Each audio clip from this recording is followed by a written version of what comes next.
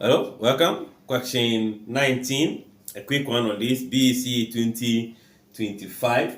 We are looking for the missing term in the sequence -5, -2, 1, and what? 7. So in finding sequence, let's take it with the differences that we are getting or whatever happens to the previous term to give you the next term. So you can see this has been, is it reduced? Is the -5 reduced to -2? Is that what you can see? Or you can see the -5 has been increased to -2.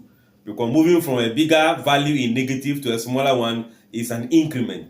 So if it's an increment, let's see how many increase would that be. So if I increase this by 1, adding 1 to this, it gives you -4.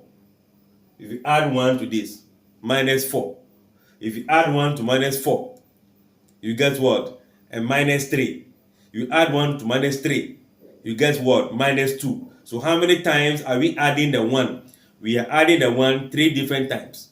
So it means that if I add 3 to -5, I get -2. If I add 3 to -2, I get what? 1.